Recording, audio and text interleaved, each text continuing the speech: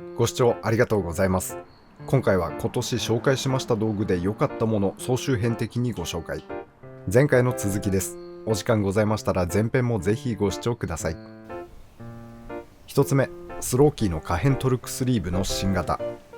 見慣れない形ですが、これトルク管理機器になります。全長 69mm の小型サイズで2から10ニュートンまでの低レンジ。ラチェットやスピンナーハンドルとビットの間にこれを入れて使います。ネジを締めていきますと、ボディとスリーブが別個に回転し始めまして、基準線と一致するメモリ分実際にトルクがかかっているという具合です。精度はスペックではプラスマイナス 10%。使っていますともうちょっと良さそうな感じです。プラスマイナス 5% くらいには入ってそうですね。私の用途では十分な精度となってます。気軽に使えるトルク管理機器です。使ってみて一番に感じるのはサイズからくる持ち運びやすさっすね。トルクレンチってどうしてもサイズが大きくなりがちですが、これは小スペース。比べてここまで小さくなります。他の道具と組み合わせて形になるので、普段は保管場所を取りません。自転車用の持ち運び道具としてとても便利に使っています。何と表せばよいのか、混み合ってない、このサイズ感が問題にならない作業であれば、ほんとこれ使いやすいです。PWT さんのこのセットと相性がよく感じてます。ボトムブラケットとペダル以外、外でよく触る部分はこの組み合わせで全て対応できるようになりました。使用感はビーム式のトルクレンチに遠からず近からずって感じ。可動部分があるのでネジを回していくとグニグニとした感じがあります。トルクの練習、感覚をつかむにはあまり向かないと感じます。ですからこの道具のトルク精度が大きく狂ってしまった場合には気づきにくそうというのはデメリットかもしれません。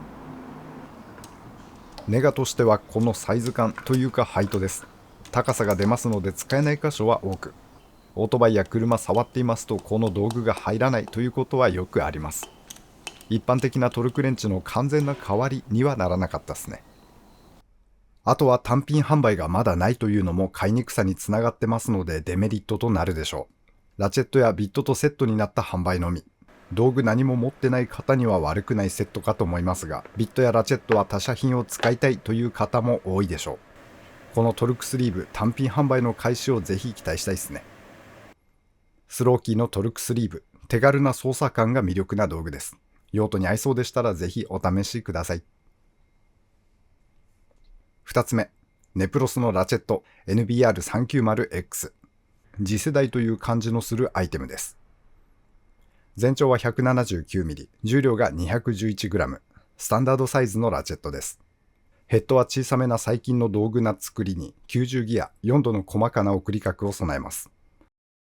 なんといってもこのグリップがトピックス、がっつりめに穴が開いてます。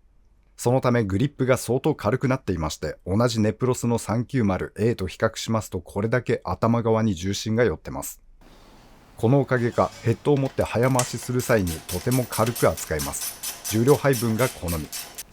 かといってそこそこなトルクをかけてもたわんでしまうような感じはなく、肉が抜かれてパワープレイに弱くなった印象はありません。最初はこのデザインからこれは色物工具かなと思っていたのですが、使ってみて印象は良い方へ相当に変わりました。不満点としてはラチェットのフィーリングがいまいち好きになれません。重くはない一般的な空転トルクなのでしょうが、ガサツというのか何というのか、ドライブを回した感じが乾いているを通り越してガサガサとした感じで、実際よりも空転を重く感じてしまいます。内部のスプリングを変えてみたり改造を試してはみたのですが、許容範囲がとても狭いんです。スプリングを半巻きカットしただけでも動作がおかしくなることがありまして、ラチェットのフィールを好みに近づけようとすると信頼性がトレードオフとなる結果となりました。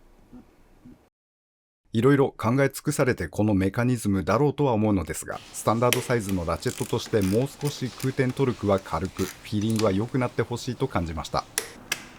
ネプロスという最上級のこだわりブランドの道具としてこの辺のフィーリングはさらに良いものになってほしいと感じています。 KTC はネプロスの次世代ラチェット NBR390X。 この見た目から判断していたのを申し訳なく感じた道具です。このバランスの良さはぜひ体験してみていただきたく、機会がございましたらお手に取られてみてください。3つ目、ハゼットの道具箱 160ST、 畳めるツールトロリーです。これは完全に私の好み、趣味嗜好からの紹介です。かっこいい道具箱、憧れから手に入れることができた道具箱です。畳んだ状態はこのサイズ。コロコロがついていますので転がして運べます。車に積んで持ち運べるちょうど良いサイズ感。現場に着いたら上のポールを立ててトレイを引き上げます。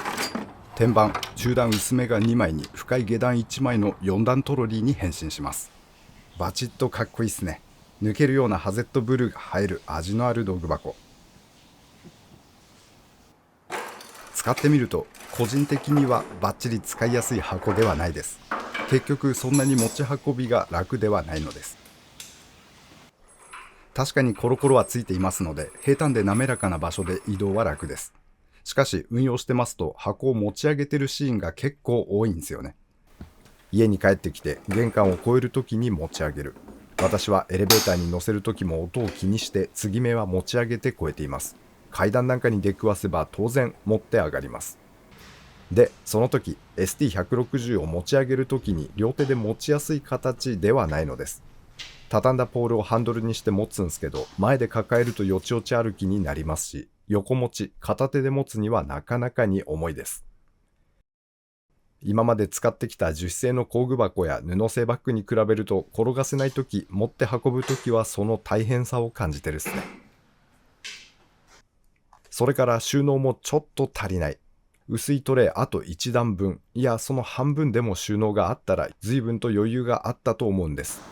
天板部分工夫してさらに収納が増えたら便利そうだなと感じています。この 160ST、自分の使い方にとても合っている道具箱、素晴らしいソリューションだと思っていたのですが、使ってみるとその運用は楽ではない場面もあることに気づきました。この道具箱がフィットする環境というのはなかなか狭いようにも感じるっすね。しかしかっこいいのでいいんです。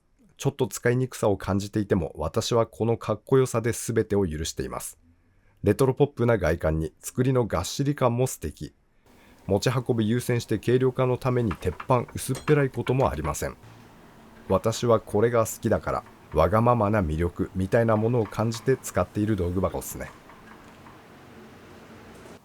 ハゼットの道具箱 160ST、 見た目気に入ったらありな箱だと思っています。おすすめするのは難しいんですけど、このかっこよさはぜひお伝えしたいです。専門性とか趣味性の強い箱、興味ございましたらお試しください。2023年良かった道具シリーズ、前後編で分けようと思っていましたが、他にも紹介したいものがありまして、もしかしたらもう一回後編をやるかもしれません。今年はもうおそらく間に合わないとは思いますが作成中です。タイミングがもし合いましたらそちらもご覧になっていただきたいです。最後に2024年が皆様にとって素敵な年になりますよう願っております。ご視聴ありがとうございました。当チャンネルではこんな感じに道具の紹介をしております。お時間ございましたら他の動画も覗いていってみてください。皆様には再びお会いできますことを願っております。それでは次回まで。See ya。